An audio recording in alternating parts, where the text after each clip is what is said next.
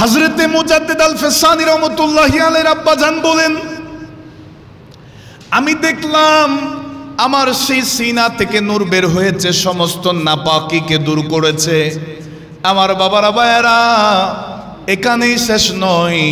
হযরতে শাহ মখদুম রহমতুল্লাহি আলাইহি বলেন, আমি দেখতে পাইলাম আল্লাহর সমস্ত নবীরা হযরতে আদম আলাইহিস সালাম থেকে ঈসা আলাইহিস সালাম পর্যন্ত সমস্ত আম্বিয়া কিরামগণ আল্লাহর নবী সরকারে দু আলম সাল্লাল্লাহু আলাইহি ওয়াসাল্লাম সমস্ত নবীদেরকে সঙ্গে নিয়ে হযরতে মুজাদ্দিদ আল ফেসানির ঘরের মধ্যে তশরিফ এনেছে। আমার নবী সমস্ত নবীদেরকে নিয়ে হযরতে সাইয়েদনা মুজাদ্দিদ আল ফেসানির মিলাদের দিন তিনার গড়ে তশরিফ এনেছেন মারহাবান জানানোর জন্য, স্বাগতম জানানোর জন্য। চিৎকার দিয়ে বলি না সুবহানাল্লাহ। তিনার দুইটা সিলসিলা, একটা হচ্ছে বংশীয় সিলসিলা, আরেকটা হচ্ছে তরিকতের সিলসিলা। জোরে বলি সুবহানাল্লাহ। তিনার বংশীয় সিলসিলার শায়েখ হচ্ছেন, সেই বংশটা যেতে যেতে যেতে যেতে হযরতে সৈয়দুনা ফারুকে আজম রাদিয়াল্লাহু তাআলা পর্যন্ত পৌঁছে গেছেন। সেজন্য তিনার নাম শেখ আহমদ ফারুকি সরহিন্দি রহমতুল্লাহি আলাইহি। তিনি ফারুকে আজমের বংশধর ছিলেন। তরিকতের যে সিলসিলা, সেই তরিকতের সিলসিলা যেতে যেতে যেতে হযরতে সৈয়দুনা সিদ্দিক আকবর রাদিয়াল্লাহু তাআলা পর্যন্ত পৌঁছে গেছেন। তিনার বংশীয় শায়েখ হচ্ছে ফারুকে আজম, তরিকতের শায়েখ হচ্ছে সিদ্দিক আকবর। বলেন না আল্লাহু আকবার। সেজন্য মুজাদ্দিদ আল ফেসানি রহমাতুল্লাহ আলাইহি বলেন, তিনি বলেন আমাকে আলো দেয় সূর্য থেকে। সুবহানাল্লাহ বলেন। আমাকে কিরণ দিচ্ছে সূর্য, আর আমার মজবুতি হচ্ছে দুটি পাহাড়। সুবহানাল্লাহ বলেন। আমাকে আলো দিচ্ছে সূর্য, আর আমার শক্তি হচ্ছে দুটি পাহাড়।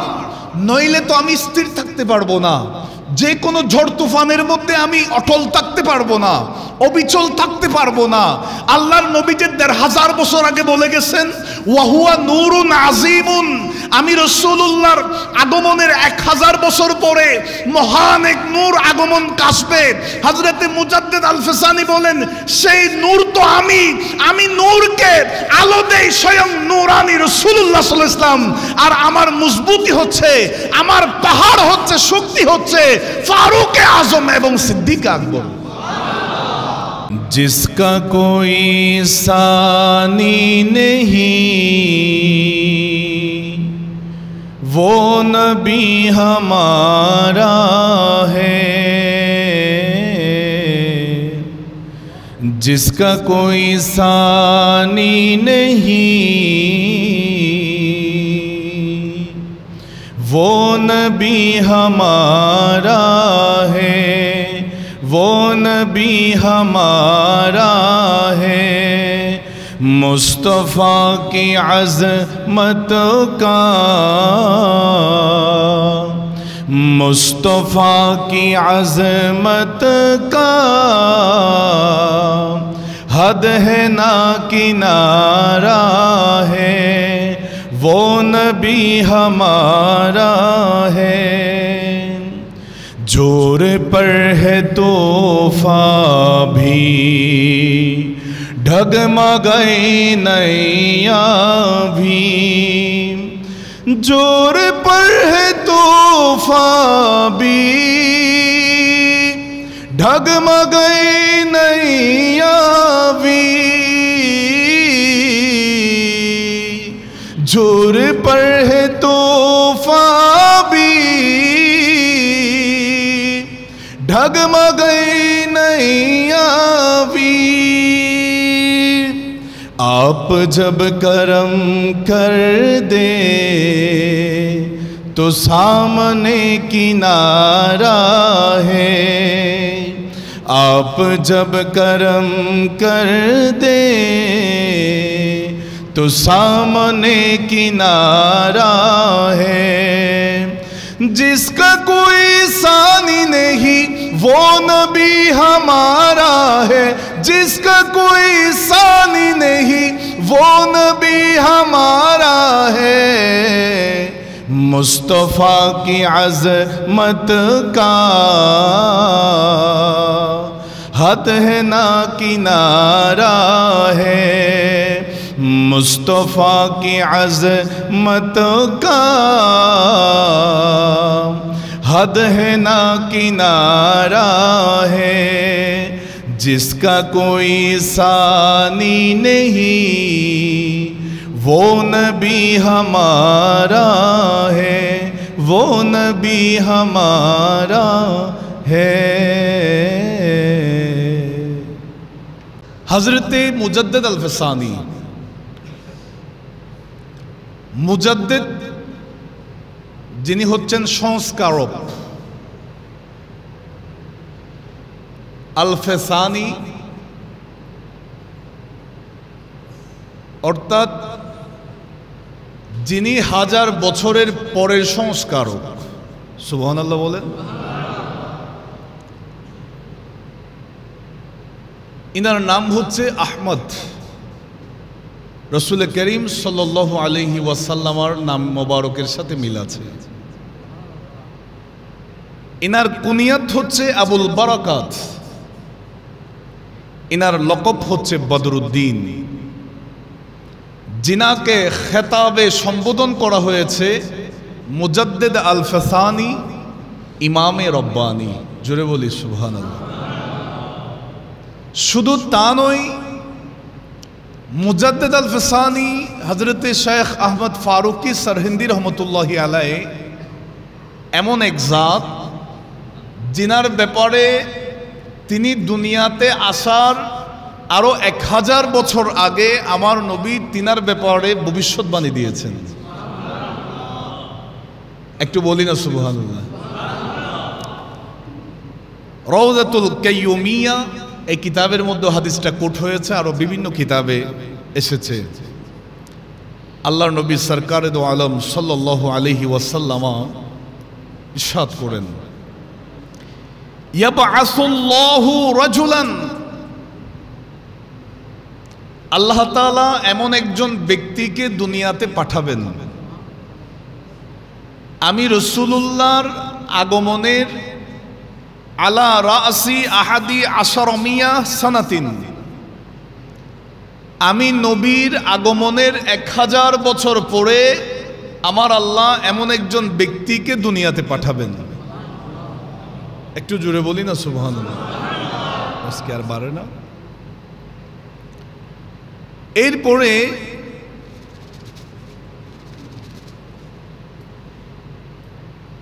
আল্লাহর নবী সরকার দো আলম সাল্লাম বলেন, হুয়া নূরুন আযীমুন, তিনি মহান নূর হয়ে দুনিয়াতে আসবেন। একটু জোরে বলি না সুবহানাল্লাহ। ইসমুহু ইসমি, আমার নবী বলেন তার নাম হবে আমি রাসূলুল্লাহর নামের সাথে মিল রেখে। পয়েন্টগুলো খেয়াল করবেন, ইনশাআল্লাহ ওনার জীবনী আমরা বুঝতে পারবো। আল্লাহর নবী 1000 বছর আগে, বর্তমান থেকে 1500 বছর আগে যেই ঘোষণা দিয়েছিলেন এটা মুজাদ্দিদ আল-फ़সানি সম্পর্কে। আল্লাহর নবী তারপরে বলেন, বাইনাস সালাতিনিল জব্বারিন, তিনি যেই সময় দুনিয়াতে আসবেন সেই সময়ে 2 জন জালেম বাদশার শাসন চলবে। এরপর আমার নবী বলেন, ইয়াদখুলুল জান্নাতা বিশাফাআতিহি, তিনি ওই সমস্ত ব্যক্তিদের জন্য জান্নাতে যাওয়ার পথে সুপারিশ করবেন। রিজালুল ওয়াফা, যারা কৃতজ্ঞ বান্দা, যাদের মধ্যে বেওয়াফাই নাই, ওয়াফাদারি আছে, আমার নবী বলেন সেই সমস্ত ওয়াফাদার বান্দাদের পক্ষে হযরতে মুজাদ্দিদ আল-फ़সানি রহমতুল্লাহি আলাইহি জান্নাতে যাওয়ার জন্য সুপারিশ করবেন। বলেন আল্লাহু আকবার। আল্লাহর নবী বলেন আমি রাসূলুল্লাহ দুনিয়াতে আগমনের 1000 বছর পরে এমন একজন ব্যক্তি দুনিয়াতে আসবেন যিনি হুয়া নূরুন আজিমুন, মহান নূর হয়ে আসবেন। সুবহানাল্লাহ বলুন। হযরতে সাইয়্যিদুনা গাউসুল আজম দস্তগীর রাদিয়াল্লাহু তাআলা বলেন, আমি একদিন গভীর জঙ্গলের মধ্যে চলে গেলাম, পাহাড়ি অঞ্চলে। আমি গৌসে পাক রাদিয়াল্লাহু তাআলা মুরাকাবা মুশাহাদার মধ্যে বসে গেলাম। আমি মুরাকাবা মুশাহাদায় বসে দেখতে পাইলাম আল্লাহ রাব্বুল আলামিন আমাকে এমন একটা নূর দেখিয়েছেন, যেই নূরটা দেখে আমি মুগ্ধ হয়ে গেলাম। সুবহানাল্লাহ বলেন। আমি জিজ্ঞেস করলাম, হে বারে ইলাহি, যেই নূর আমি গৌসে পাক রাদিয়াল্লাহু তাআলা দেখতে পাচ্ছি, এই নূরের রহস্যটা কি? আল্লাহ জানতে চাই, এই নূরের রহস্যটা আমাকে বলো। গৌসে পাক রাদিয়াল্লাহু তাআলা যখন এই কথাটা জানতে চাইলেন, হুজুর গৌসে পাককে ইলহাম করা হয়েছে, ও সাইয়্যিদুনা আব্দুল কাদের জিলানী, এই নূরটা দুনিয়াতে এখনো আসে নাই। তুমি গৌসে পাকের 500 বছর পরে এই নূরটা দুনিয়ার জমিনের মধ্যে তশরিফ আনবে।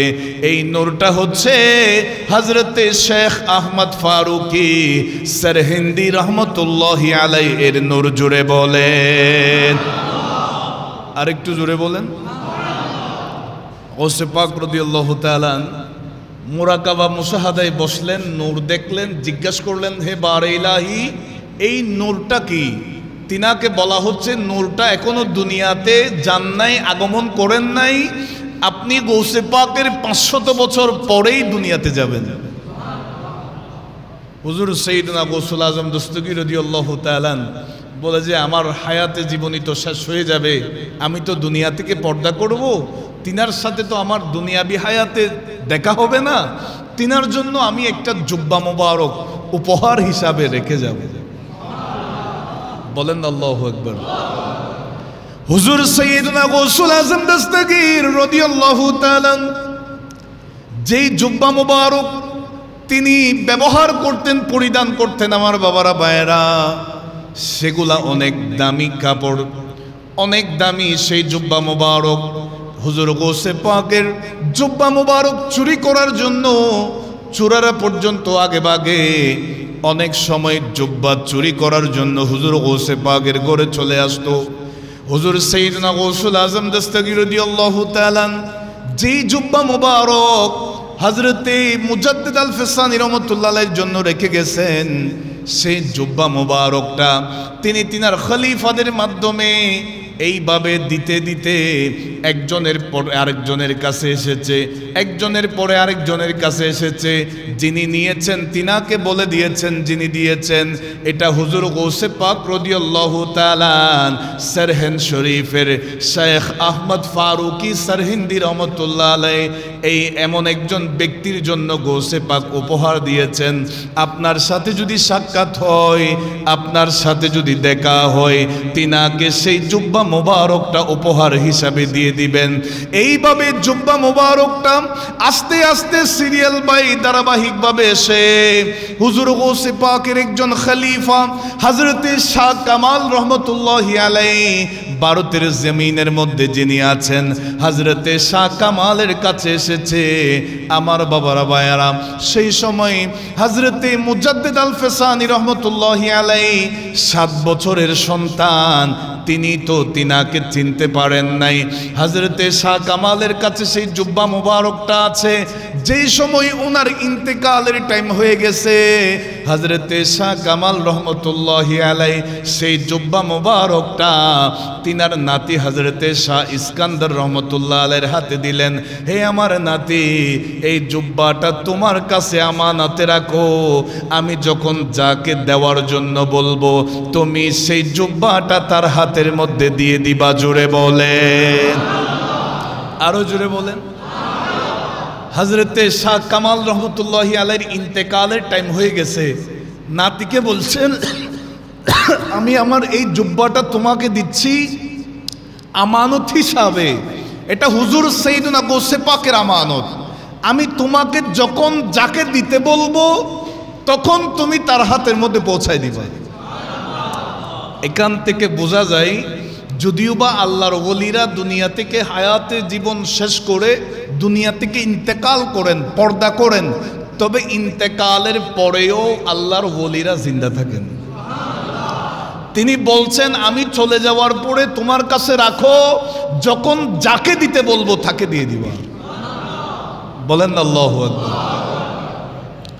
হযরতে শাহ কামাল রহমতুল্লাহি আলাইহি তিনি নাতিকে দিলেন হযরতে শাহ ইস্কান্দার রহমতুল্লাহ আলাইকে। হুজুর হযরতে মুজাদ্দিদ আল ফেসানি রহমতুল্লাহ আলাই দীর্ঘদিন সময় পার হয়ে গেল, হযরতে শাহ কামাল রহমতুল্লাহ আলাইয়ের ইন্তেকাল হয়ে গেল। নাতি খেয়াল করছেন এই জুব্বাটা যেখানে সেখানে রাখলে হয়তো হারিয়ে যেতে পারে, এটা আমার দাদাজান হযরতে শাহ কামাল রহমতুল্লাহি আলাইয়ের মাজারের ভিতরে রাখবো, আমানতে থাকবে। জোরে বলি সুবহানাল্লাহ। বলেন না আল্লাহু আকবার। হযরতে শাহ কামাল রহমতুল্লাহি আলাইহির মাজারের ভিতরে আছে সেই জুব্বা মুবারক, যেটা হুজুর গৌসে পাক রাদিয়াল্লাহু তাআলা দিলেন হযরতে মুজাদ্দিদ আল ফেসানির জন্য। আমার বাবারা ভাইয়ারা, হযরতে সাইয়্যিদুনা মুজাদ্দিদ আল ফেসানি রহমতুল্লাহি আলাইহি সেই একদিন আকবরপুর থেকে সেরহেন্দের পথে আসতেছেন, মাঝ পথের মধ্যে শাহ কামাল রহমতুল্লাহ আলাইহির মাজার পড়েছে। সেই সময় নাতিকে স্বপ্নের মধ্যে বলছেন, হে আমার নাতি শাহ ইস্কান্দার রহমতুল্লাহ আলাইহি, এই জুব্বা যিনি পাওয়ার হুজুর গৌসে পাক যার জন্য দিয়ে গেছেন, তিনি এখন আমার মাজার অতিক্রম করে যাবেন, তুমি তাড়াতাড়ি চলে আসো। তিনি কাছাকাছি চলে এসেছেন, তিনার হাতের মধ্যে এটা উপহার হিসাবে দিয়ে দিবা। আর হযরতে শাহ মুজাদ্দিদ আল ফেসানি রহমতুল্লাহি আলাইহি মোরাকাবায় মুশাহাদায় বসলেন, চোখ যখন বন্ধ করলেন দেখতে পাইলেন একটা জুব্বা মোবারক নিয়ে একটা মানুষ তিনার জন্য অপেক্ষা করছেন। হযরতে মুজাদ্দিদ আল ফেসানি রহমতুল্লাহ আলাইহি মোরাকাবা মুশাহাদা শেষ করেছেন, যখন সেই জায়গা থেকে বের হলেন দেখলেন শাহ ইস্কান্দার দাঁড়িয়ে আছেন। হুজুর, আমার দাদাজান এই জুব্বাটা আমাকে আমানত রেখে গেছেন, এটা হুজুর গৌসে পাক রাদিয়াল্লাহু তাআলা আপনার জন্য উপহার হিসাবে রেখেছেন। এটার ধারাবাহিকভাবে আস্তে আস্তে আমাদের এই পরিবার দিয়ে আপনার হাতের মধ্যে অর্পণ করছি। চিৎকার দিয়ে বলি সুবহানাল্লাহ। আর একটু জোরে বলেন। হযরতে মুজাদ্দিদ আল ফেসানি রহমতুল্লাহি আলাইহি ওই জাত জিনার ব্যাপারে আমার নবী ভবিষ্যৎবাণী দিয়েছেন। হযরতে মুজাদ্দিদ আল ফেসানি রহমতুল্লাহি আলাইহি ওই জাত জিনার ব্যাপারে হুজুর গৌসে পাক ভবিষ্যৎবাণী দিয়েছেন, জুব্বা মোবারক উপহার দিয়েছেন। বলেন না আল্লাহু আকবার। তিনি যেই দিন দুনিয়াতে তশরিফ আনবেন, আগমন করবেন, তিনার আব্বাজানের নাম হচ্ছে হযরতে আব্দুল আহাদ রহমতুল্লাহি আলাইহি, যিনাকে শাহ মখদুম রহমতুল্লাহি আলাইহি হিসাবে তিনি পরিচিত। যেই দিন মুজাদ্দিদ আল ফেসানি দুনিয়াতে আসবেন সেই দিন তিনার আব্বাজান স্বপ্নের মধ্যে দেখলেন তিনার সিনা থেকে একটা নূর বের হচ্ছে। একটু জোরে বলিন আল্লাহু আকবার।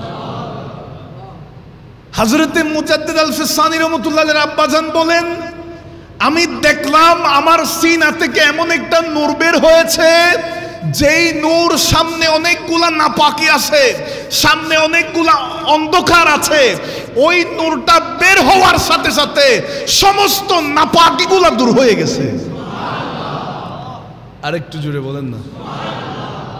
মুজাদ্দিদ আল ফেসানি রহমতুল্লাহি আলাইহি সে সময় সম্রাট আকবর যে দ্বীনে ইলাহি প্রতিষ্ঠা করেছিল, যেই দ্বীনে ইলাহি প্রতিষ্ঠা করেছিল, ইসলাম নামে নির্দিষ্ট কোনো ধর্ম থাকতে পারবে না, মসজিদ মুসলমানদের জন্য শুধুমাত্র মুসলমান কেন্দ্রিক হওয়া যাবে না, যে কোনো ইবাদতের জায়গায় উপাসনালয়ের মধ্যে মুসলমানরাও থাকবে, হিন্দুরাও থাকবে, বৌদ্ধরাও থাকবে, খ্রিস্টানরাও থাকবে, সমস্ত ধর্মকে একক ধর্ম হিসাবে প্রতিষ্ঠা করতে চেয়েছিল আমার বাবারা ভাইয়েরা।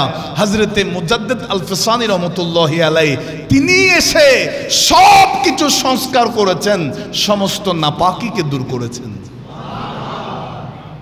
আল্লাহ আমাদেরকে বোঝার তৌফিক দান করুন।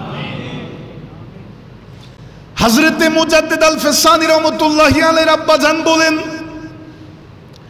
আমি দেখলাম আমার সেই সিনা থেকে নূর বের হয়েছে, সমস্ত নাপাকিকে দূর করেছে। আমার বাবারা ভাইয়েরা, এখানেই শেষ নয়। হযরতে শাহ মখদুম রহমতুল্লাহি আলাইহি বলেন, আমি দেখতে পাইলাম আল্লাহর সমস্ত নবীরা হযরতে আদম আলাইহিস সালাম থেকে ঈসা আলাইহিস সালাম পর্যন্ত সমস্ত আম্বিয়া কিরামগণ আল্লাহর নবী সরকারে দু আলম সাল্লাল্লাহু আলাইহি ওয়াসাল্লাম সমস্ত নবীদেরকে সঙ্গে নিয়ে হযরতে মুজাদ্দিদ আল ফাসানির ঘরের মধ্যে তশরিফ এনেছে। আমার নবী সমস্ত নবীদেরকে নিয়ে হযরতে সাইয়েদনা মুজাদ্দিদ আল ফাসানির মিলাদের দিন তিনার ঘরে তশরিফ এনেছেন মারহাবান জানানোর জন্য, স্বাগতম জানানোর জন্য। চিৎকার দিয়ে বলি না সুবহানাল্লাহ। তিনার দুইটা সিলসিলা, একটা হচ্ছে বংশীয় সিলসিলা, আর একটা হচ্ছে তরিকতের সিলসিলা। জোরে বলি সুবহানাল্লাহ। তিনার বংশীয় সিলসিলার শায়েখ হচ্ছেন, সেই বংশটা যেতে যেতে যেতে যেতে হযরতে সৈয়দুনা ফারুকে আজম রাদিয়াল্লাহু তাআলা পর্যন্ত পৌঁছে গেছেন। সেজন্য তিনার নাম শেখ আহমদ ফারুকি স্যার হিন্দি রহমতুল্লাহি আলাইহি। তিনি ফারুকে আজমের বংশধর ছিলেন। তরিকতের যে সিলসিলা, সেই তরিকতের সিলসিলা যেতে যেতে যেতে হযরতে সৈয়দুনা সিদ্দিক আকবর রাদিয়াল্লাহু তাআলা পর্যন্ত পৌঁছে গেছেন। তিনার বংশীয় শায়েখ হচ্ছে ফারুকে আজম, তরিকতের শায়েখ হচ্ছে সিদ্দিক আকবর। বলেন না আল্লাহু আকবার। সেজন্য মুজাদ্দিদ আল ফাসানি রাহমাতুল্লাহ আলাইহি বলেন, তিনি বলেন আমাকে আলো দেয় সূর্য থেকে। সুবহানাল্লাহ বলেন। আমাকে কিরণ দিচ্ছে সূর্য, আর আমার মজবুতি হচ্ছে দুটি পাহাড়। সুবহানাল্লাহ বলেন। আমাকে আলো দিচ্ছে সূর্য, আর আমার শক্তি হচ্ছে দুটি পাহাড়। নইলে তো আমি স্থির থাকতে পারবো না, যে কোনো ঝড় তুফানের মধ্যে আমি অটল থাকতে পারবো না, অবিচল থাকতে পারবো না। আল্লাহর নবী যে ১৫০০ বছর আগে বলে গেছেন, ওয়াহুয়া নূরুন আজিমুন, আমি রাসূলুল্লাহর আগমনের ১০০০ বছর পরে মহান এক নূর আগমন কাশবে। হযরতে মুজাদ্দিদ আল ফাসানি বলেন, সেই নূর তো আমি নূরকে আলো দেই স্বয়ং নূরানি রাসূলুল্লাহ সাল্লাল্লাহু আলাইহি ওয়াসাল্লাম। আর আমার মজবুতি হচ্ছে, আমার পাহাড় হচ্ছে, শক্তি হচ্ছে ফারুকে আজম এবং সিদ্দিক আকবর। বলেন না আল্লাহু আকবার। হযরতে মুজাদ্দিদ আল ফাসানি রহমতুল্লাহি আলাইহি সে সময়ের দুজন শ্রেষ্ঠ আলেম, সেই জামানার দুইজন শ্রেষ্ঠ আলেম। একজনের নাম হচ্ছে হযরতে আবুল ফজল, আরেকজনের নাম হচ্ছে ফাইজি। দুজনেই সহোদর ভাই ছিলেন, বড় আলেম ছিলেন, বাদশার উজির নাজিরের পদের মধ্যে তারা ছিলেন। তিনারা একটা তাফসীর লিখেছেন, সেই তাফসীরের নাম দিয়েছেন তাফসীরে সাবাতিউল ইলহাম। সুবহানাল্লাহ বলেন। যেই তাফসীরকে বলা হয় তাফসীরে বেলানুকাত, সেই তাফসীরকে তাফসীরে বেলানুকাত বলা হয়। সুবহানাল্লাহ বলেন। অর্থাৎ তাফসীরটা এমনভাবে লিখেছেন, আরবি হরফ হচ্ছে ২৯টি। কয়টি? যেমন সেই তাফসীরের মধ্যে এমন এমন হরফগুলা তিনি অ্যাড করেছেন, হরফ দিয়ে লিখেছেন যে হরফের মধ্যে কোনো নোক্তা নাই। সুবহানাল্লাহ বলেন। আলিফ ব্যবহার করেছেন, বা করেন নাই, তা করেন নাই, সা করেন নাই, জিম করেন নাই, হা ব্যবহার করেছেন, খ করেন নাই, দাল ব্যবহার করেছেন, জাল করেন নাই, র ব্যবহার করেছেন, জা করেন নাই, সিন ব্যবহার করেছেন, শিন ব্যবহার করেন নাই। এইভাবে কুরআনুল কারীমের সেই তাফসীরটা লিখেছে। আরবি ২৯টা হরফের যেই হরফগুলাতে নোক্তা নাই, সেই নোক্তা ছাড়া হরফগুলাকে নিয়ে তিনি সেই তাফসীরটা লিখেছেন। সেই তাফসীরের নাম হচ্ছে তাফসীরে সাবাতিউল ইলহাম, যেটাকে তাফসীরে বেলানুকাত বলা হয়। জোরে বলি সুবহানাল্লাহ। দুই ভাই একত্রে লিখছেন। হযরতে আবুল ফয়েজ, আবুল ফজল, আরেকজন হচ্ছে ফয়েজি। লিখতে লিখতে মাঝখানে আটকে গেছেন। সুবহানাল্লাহ বলেন। মাঝখানে কোন একটা জায়গার মধ্যে। সে সময় আরো অনেক বড় বড় আলেমদের দ্বারে কাছে গেলেন, কেউ বলতেছে এটা আমাদের দ্বারা সম্ভব না। সুবহানাল্লাহ বলেন না, বলেন না আল্লাহু আকবার। ওলি আল্লাহদেরকে আলম দেয় কে? আরো জুড়ে বলেন। ওলি আল্লাহদের আলম গুলা বইয়ের পাথার আলম নয়, তিনাদের গুলা হচ্ছে এলমে বাতিনি, এগুলা ডাইরেক্ট আসে। সুবহানাল্লাহ বলেন। এইভাবে সবার কাছে গিয়েছে, সবাই এক বাক্যে সারেন্ডার হয়ে গেছে যে আমাদের দ্বারা বেলা নোকাত ছাড়া, অর্থাৎ নোক্তা ছাড়া হরফ দিয়ে তাফসীর লেখা পসিবল না, এই সমস্যার সমাধান আমাদের কাছে নাই। তখন সেই দুইজন ভাই, সেই জামানার শ্রেষ্ঠ দুজন আলেম, তারা হযরতে শেখ আহমদ ফারুকি সরহিন্দি রহমতুল্লাহি আলাইহির মুজাদ্দিদ আল ফসানির ধারস্থ হলেন। হযরতে মুজাদ্দিদ আল ফসানি রহমতুল্লাহ আলাইহি বিষয়টা দেখলেন, বলছে এই জায়গায় কি আটকে গেছেন? হ্যাঁ আটকে গেলাম। ঠিক আছে, সাদা কাগজ দেন, কলম দেন। বিরাট এক পৃষ্ঠার মধ্যে তিনি সেই সমস্যার সমাধান দিয়েছেন। দিয়েছেন তো দিয়েছেন, একটা হরফও নক্তওয়ালা ব্যবহার করেন নাই, নুক্তা ছাড়া সেই হরফ দিয়ে তিনি সমাধান দিয়ে দিয়েছেন। বলেন না আল্লাহু আকবার। তিনার একটা লকব হয়েছে সেই সময় থেকে আলিমে হুরুফে মুকাত্তিআতে কুরআনি।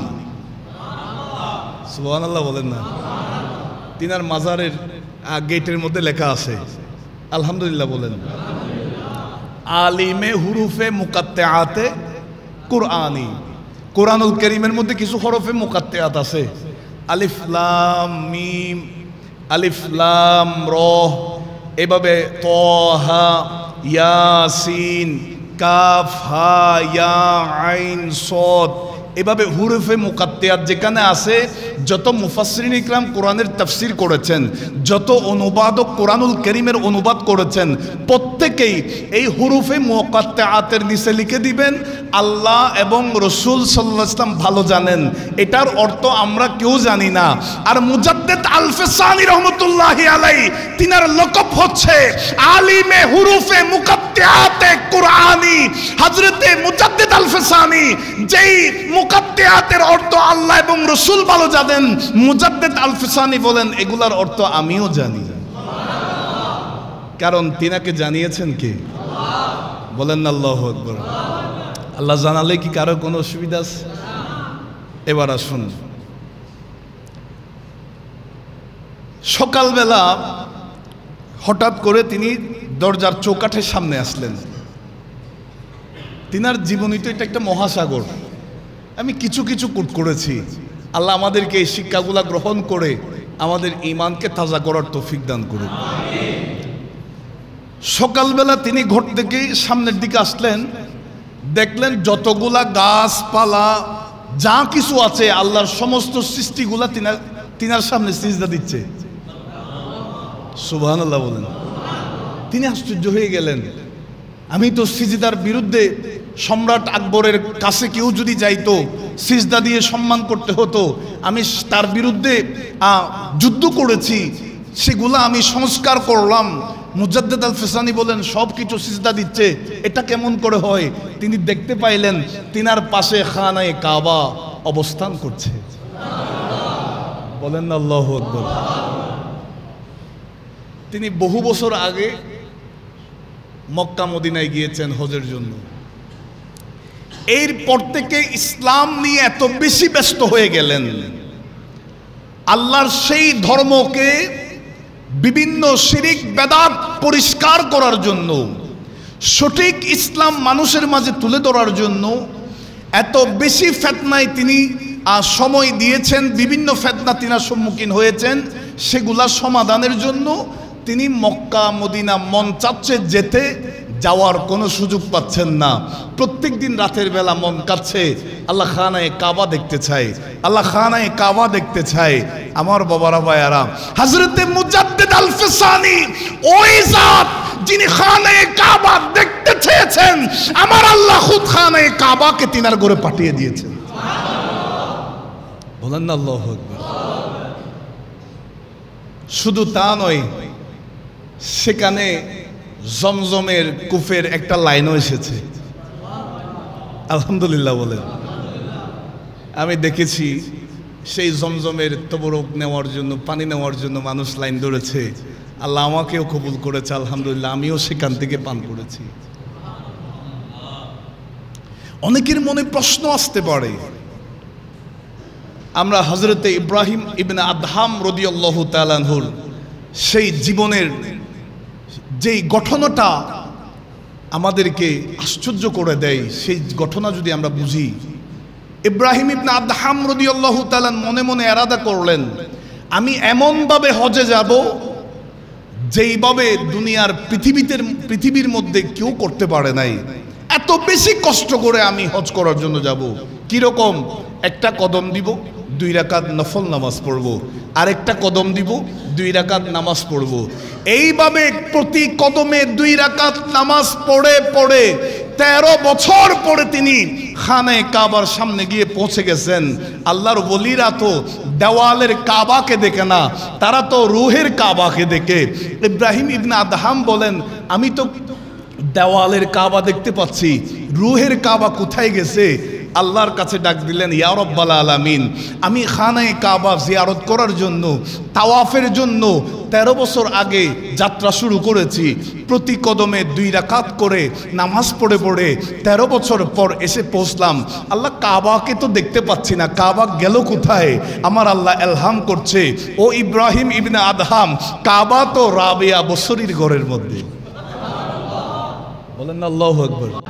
কাবা তো রাবিয়া বসরিয়া রাদিয়াল্লাহু তাআলা আনহার ঘরের মধ্যে। ইব্রাহিম ইবনে আদহাম বলেন, আমি এত কষ্ট করছি, জানি না উনি কত কষ্ট করছেন। সুবহানাল্লাহ বলেন। আমি এত কষ্ট করে খানে কাবার কাছে আসলাম, এসে দেখছি কাবা ঘর নাই। রাবিয়া বসরি কত কষ্ট করেছে, কাবা তিনার ঘরে চলে গেছে। তিনি সেখান থেকে চলে গেলেন হযরতে রাবিয়া বসরিয়া রাদিয়াল্লাহু তাআলা আনহার ঘরে গিয়ে সালাম জানালেন, জিজ্ঞেস করলেন, ওগো রাবিয়া বসরিয়া রাদিয়াল্লাহু তাআলা আনহা, আপনার কদমে এসেছি আমি রহস্যটা জানার জন্য। কি এমন ইবাদত করেছেন যেই কারণে আপনার ঘরের মধ্যে খানে কাবা এসেছে? হযরতে রাবিয়া বসরিয়া বলেন, আমি আপনার মতো প্রতি কদমে 2 রাকাত নামাজ পড়ে পড়ে কাবা ঘর তাওয়াফ করতে যাই নাই। আমি আপনার মতো এত বেশি কষ্ট করে করে খানে কাবার কাছে যাই নাই। আমি যখন ঘর থেকে বের হচ্ছি সে সময় মনে মনে নিয়ত করেছি, আমি খানে কাবায় যাচ্ছি কাবাকে রাজি করার জন্য নয়, আমি কাবার মালিককে রাজি করার জন্য যাচ্ছি। মালিক যেহেতু আমার উপর রাজি হয়ে গেছে, খানে কাবা বলে আসতে হবে না, আমি তোমার ঘরের মধ্যে হাজির হয়ে গেলাম। জুড়ে বলেন আল্লাহু আকবার। হযরতে মুজাদ্দিদ আল ফাসানি রহমতুল্লাহি আলাইহি ওই জাত মন চেয়েছে, মন কাঁদছে আমার খানায় কাবা তাওয়াফ করতে। আমার আল্লাহ পাঠিয়ে দিচ্ছেন ও খানায় কাবা, এখানে বসে থাকার দরকার কি? আমার মুজাদ্দিদ আল ফাসানির কাছে চলে যাও। সেই জমজম পানির কূপের লাইন এখনো আছে। সুবহানাল্লাহ বলেন। যেই জায়গায় খানায় কাবা এসেছে, হাজির হয়েছে, সেই জায়গাকে সংরক্ষণ করে রাখা হয়েছে। সুবহানাল্লাহ বলেন। আল্লাহ আমাদের সকলকে কবুল করুক। হযরতে মুজাদ্দিদ আল ফাসানির ফুয়ুজাত ফুতুহাত আমাদেরকে দান করুক। আরো জোরে বলেন। তিনি আকবরপুর থেকে সরহেন্দের দিকে আসছেন। সে সময় মাঝখানে একটা নাইসার নামক জায়গা আছে, যেই জায়গার বাদশাহ শেখ সুলতান তিনাকে আমার নবী খ্বাবের মধ্যে দেখা দিলেন। আকবরপুর থেকে সরহেন্দের দিকে আসতেছেন হযরতে মুজাদ্দিদ আল ফাসানি রহমতুল্লাহ আলাইহি। মাঝখানে নাইসার নামক যে জায়গা আছে সেই পথটা অতিক্রম করবেন তিনি। নাইসার নামক জায়গার যিনি বাদশাহ, তিনাকে আমার নবী স্বপ্নে দেখা দিলেন, ও নাইসারের বাদশাহ, আমি রাসূলুল্লাহ তোমার কাছে এসেছি, তোমার যেই একটা আবেদা সলেহা তৈয়বা তাহেরা যেই মেয়ে আছে, ওই নেকবান্দিনীর জন্য বিবাহের প্রস্তাব নিয়ে। বলেন আল্লাহু আকবার।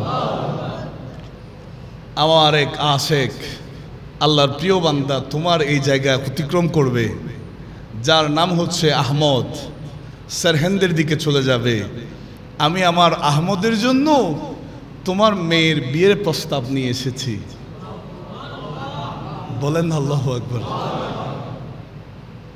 হযরতে শেখ আহমদ ফারুকি রহমতুল্লাহি আলাইহি তিনি আসতেছেন। বাদশাহ তো নবীর পক্ষ থেকে প্রস্তাব এসেছে, এটা তো বড় খুশনসিব। বাদশাহ সকালবেলা একেবারে সবাইকে নিয়ে সম্ভাষণ জানানোর জন্য দাঁড়িয়ে আছেন। মুজাদ্দেদ আল ফসানি রহমতুল্লাহ আসলেন। আপনি কি সারহেন্দ শরীফ যাচ্ছেন? হ্যাঁ, আমি সারহেন্দের দিকে যাচ্ছি। আপনার নাম কি? আহমদ। জি, আমার নাম হচ্ছে আহমদ। আমি আপনার এই নাইসারের একজন বাদশাহ। গতকাল রাত্রিতে মদিনাওয়ালার রসুল আমাকে স্বপ্নে দেখা দিয়েছেন। নবীজি কারো স্বপ্নে যদি আসেন এটা তো বাস্তব, কারণ নবীর সুরত কেউ নিতে পারে না।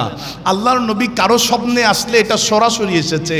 আল্লাহর নবী গতকাল আমাকে বলেছেন, আমার একটা যুবতী মেয়ে আছে, আপনার জন্য বিবাহের প্রস্তাব নিয়ে এসেছেন। আপনি কি আমার মেয়েকে বিয়ে করতে রাজি আছেন?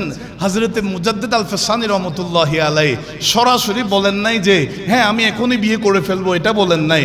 ঠিক আছে, আল্লাহর নবী প্রস্তাব দিয়েছেন, না করব না, তবে আমার আব্বা আম্মা এখনো বেঁচে আছেন, আমি তিনাদেরকে একটু বিষয়টা জানিয়ে আসি। সুবহানাল্লাহ বলেন। সুতরাং অভিভাবক বিবাহের ক্ষেত্রে দরকার আছে না নাই? মুজাদ্দেদ আল ফসানি রহমতুল্লাহ আলাইহি আব্বার কাছে গেলেন, বিষয়টা বললেন, আব্বাও খুশি হয়ে গেলেন। বাদশার মেয়ে আমার ঘরে আসবে ছেলের বউ হিসাবে, শাদী হয়ে গেল। আমার বাবারা ভাইয়েরা, এখান থেকে বোঝা যায় মুজাদ্দেদ আল ফসানি রহমতুল্লাহি আলাইহি এমন জাত যিনার বিবাহের বিষয়টাও আমার নবী সমাধান দিয়েছেন। হযরতে মুজাদ্দেদ আল ফসানি রহমতুল্লাহি আলাইহি একদিন হঠাৎ করে মুরাকাবা মুশাহাদায় বসলেন। চোখ খুলে বলছেন, আমার নবী 63 বছর হায়াতে জীবনী দুনিয়াতে ছিলেন, আমিও 63 বছর থাকব। বলেন আল্লাহু আকবার। আমার নবী 63 বছর দুনিয়ার হায়াতে জীবনী ছিলেন, আমিও 63 বছর থাকব। এই কথাটা বলে দিলেন, আমার সব কাজ এই সময়ের মধ্যে আমার আল্লাহ গুছিয়ে দিবেন।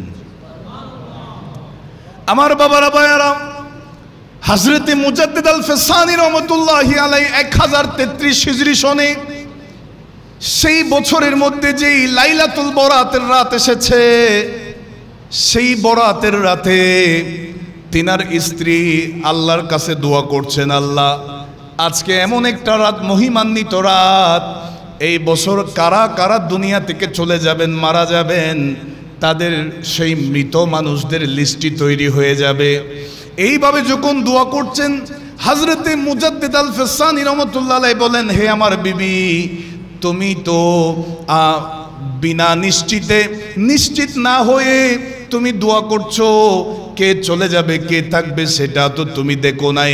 আর আমি মুজাদ্দেদ আল ফসানি রহমতুল্লাহি আলাইহি আজকে লাইলাতুল বরাতের রাতে দেখতে পাইলাম আল্লাহ তাআলা ফেরেশতাদের মৃতদের যেই তালিকা দিয়েছেন, লিস্টটি দিয়েছেন, সেই তালিকার মধ্যে আমি আমার নামটা দেখতে পেয়েছি। জোরে বলেন, আরো জোরে বলেন। তিনি এমন একটা জাত যিনি আল্লাহর সেই মৃতদের যেই তালিকাটা ফেরেশতাদের হাতে দিয়েছেন। মুজাদ্দেদ আল ফসানি বলেন, আমার সময় বেশি নাই, আমি সেই তালিকার মধ্যে আমার নামটা দেখেছি, অর্থাৎ এই বছরেই আমার বিদায় হয়ে যাবে। আমার বাবারা ভাইয়েরা, 1034 হিজরি সনে হযরতে মুজাদ্দেদ আল ফসানি রহমতুল্লাহি আলাইহি 63 বছর হায়াতে, ওনার 971 তিনার আগমন, জন্ম 1034 হিজরি সনে, সম্ভবত 29শে সফর, এই সফর মাসে তিনি দুনিয়ার জমিন থেকে বিদায় নিয়েছেন। তিনাকে যখন গোসল দেওয়া হচ্ছে, সেই সময় গোসল দেওয়ানোর সময় দেখতে পাইলেন তিনার দুইখানা হাত নামাজের মতো বাঁধা অবস্থায়। তিনি হানাফি মাযহাবের ছিলেন, নাভির নিচে এভাবে হাত বাঁধা। যারা গোসল দিয়েছেন তিনারা বলছেন, আমরা দুই হাতটা সরাচ্ছি, দেখছি আবারও নিজে নিজে বেঁধে ফেলতেছে। একটু জোরে বলিন আল্লাহু আকবার। আমরা বারংবার চেষ্টা করছি দুই হাত দুই পাশে দেওয়ার জন্য, দেখলাম আবারও সেই দুইটা হাত নামাজের মতো। তখন তিনার সন্তান বলছে, খাজা সাঈদ, আমার আব্বাজান যেভাবে থাকতে চাচ্ছেন সেভাবেই থাকতে দাও। আল্লাহ পাক আমাদের সকলকে বুঝার তৌফিক দান করুন। হযরতে মুজাদ্দিদ আল ফেসানি রহমতুল্লাহি আলাইহির কাছে একজন মানুষ এসেছে, হুজুর আমার মেয়ে বিয়ে দিতে হবে, আপনি একটু দোয়া করেন, আমাকে থাকলে কিছু দেন না। মেয়ে বিয়ে দেওয়ার জন্য আমাকে কিছু। হযরতে মুজাদ্দিদ আল ফেসানি রহমতুল্লাহ বলেন, ওখান থেকে দলাটা নাও। দলা মানে বুঝেন তো আপনারা, মাটির দলা আর কি। মানুষটা নিলেন, নেওয়ার পরে হাতের মধ্যে এভাবে রাখলেন। হযরতে মুজাদ্দিদ আল ফেসানি রহমতুল্লাহ আলাইহি বিসমিল্লাহির রহমানির রহিম বলে ফু দিলেন, মাটির দলাটা স্বর্ণের দোলা হয়ে গেছে। যাও এখান থেকে খরচ করে মেয়ে বিয়ে দাও। মানুষটা বড় চালাক, বউয়ের কাছে গেছে, বলে যে আমি হুজুরের কাছে গেছি, হুজুরের যে দোয়া পড়ে মাটির দলাকে স্বর্ণের দলা বানাই দিছে, আমি চালাকি করে দোয়াটাও শিখে ফেলছি। সুবহানাল্লাহ বলেন। কি দোয়া? কারণ এটা তো শেষ হয়ে যাবে, আমাদের তো আরো বেশি দরকার আছে। সে বলে যে তুমি মাটি দাও, আমি এখন ফরে ফু দিব, দেখবা যে স্বর্ণ হয়ে যাবে। স্ত্রীও মাটি নিছে। সে বিসমিল্লাহির রহমানির রহিম বিসমিল্লাহির রহমানির রহিম কয়েক হাজার বার ফরে ফেলছে, ফু মারতেছে, তারপরেও মাটি থেকে গেছে, স্বর্ণ হয় না। কারণ ওলি আল্লাহদের জবান আর আমাদের জবানের মধ্যে পার্থক্য আছে কিনা। আবার গেছেন, হুজুর বেয়াদবি মাফ করবেন, আমি তো আপনার সেই যে দোয়া ফরে ফু দিছেন সে দোয়া শিখে অনেক চেষ্টা করছি, কাজ হয় না। হযরতে মুজাদ্দিদ আল ফেসানি রহমতুল্লাহ আলাইহি বলেন, তুমিও আমার কাছে চলে আসো, আল্লাহর ইবাদতে ব্যাকুল হয়ে যাও, মগ্ন হয়ে যাও, তোমার জবানও সেই কাবিলিয়ত গ্রহণ করতে পারবে।